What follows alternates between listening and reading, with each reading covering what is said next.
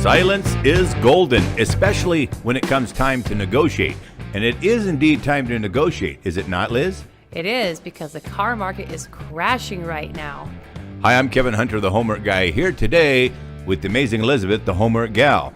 Some of you are very sharp negotiators and you make us very proud, yet others out there are as meek as a fluffy little bunny and you let those savage dealers push you around. You fluffy little bunnies, you. Hopefully today you learned something.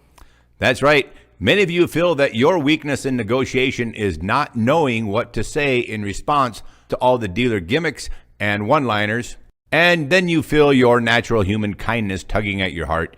You get sucked into the dog and pony show and the storytelling time, and you forget to say no to all the nonsense. We frequently get requests for one of us to come join you on your next car shopping mission.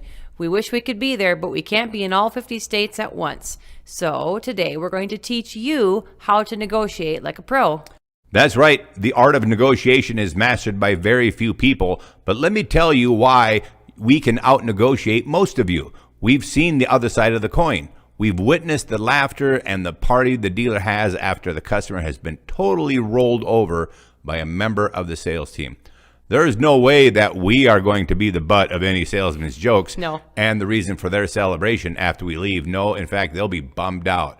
Because of our experience on the car lot, we know without a shadow of a doubt that it's all just a big poker game. Well, unfortunately, the dealer is holding the aces against most people. Most of the time, but not anymore, against anyone watching and learning from this video. I opened by saying silence is golden. And it is my favorite negotiation strategy. Exactly, but also deploying it at the right time is very critical.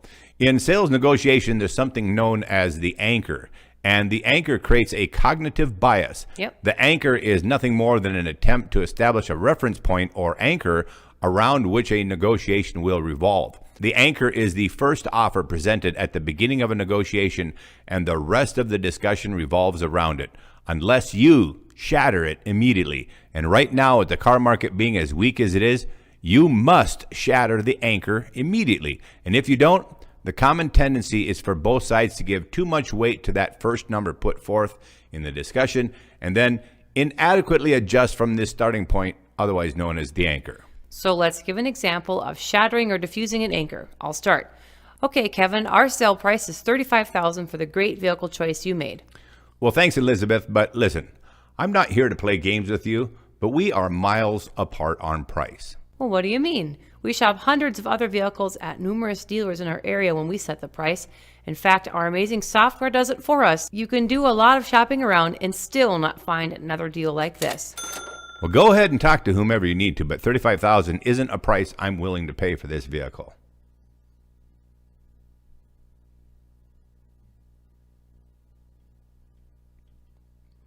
Well, and there's that awkward golden silence. Yes. Shut up and say nothing more. A key point here is that this is not the place to counteroffer, but you must diffuse the anchor clearly and forcefully and then shut up once you've told them you are miles apart on price. Let the salesmen or sales ladies stumble over themselves in the awkward silence. The more awkward, the better. It makes them dig much deeper than they otherwise might have.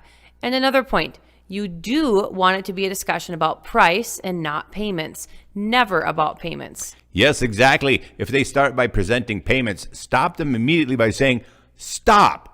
I want to talk price, not payments, and then wave them off until they come back with a price. Feel free to add, go on, get that price, and then come back. Wave them away. If you let them start the discussion based on payments, they are starting with a high price anchor and aren't likely to budge a penny on it. When we worked the car lots, we saw it happen hundreds of times to customers around us dealing with other salespeople. They set up the high price anchor by getting you to focus on payments. And when you say the payments are too high, they offer extended terms or ask how much more cash you can come up with. They steer the conversation away from the price anchor that's too high. That's when you know you're losing. Losing indeed. You must steer the conversation to price, not payments, and kill that high price immediately. Treat it like it's $1 million house and you are a $200,000 home buyer. You wouldn't even consider such a home, would you? The truth is that you cannot hope to get anything close to a good deal if you let them start negotiations with a high price. And of course, like some of you might say, Not every dealer will be willing to negotiate right now, but that's okay. You just happen to be in the wrong dealership if they won't budge. You're going to have to be more patient and wait to find someone who is a bit more hungry. And believe me, the Hunger Games are on their way.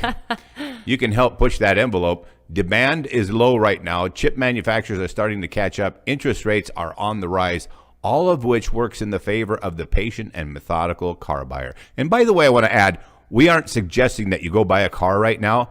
We're simply sharing this with you to help you if, in fact, you do need a car. Sure. Okay, Kevin, let's go back to that opening statement. Silence is golden. I mentioned that it's my favorite strategy. So here's my advice to all you listening out there today. If you don't know what to say during negotiations, shut your yapper. Don't nod your head or show any kind of agreement. Move back from the table.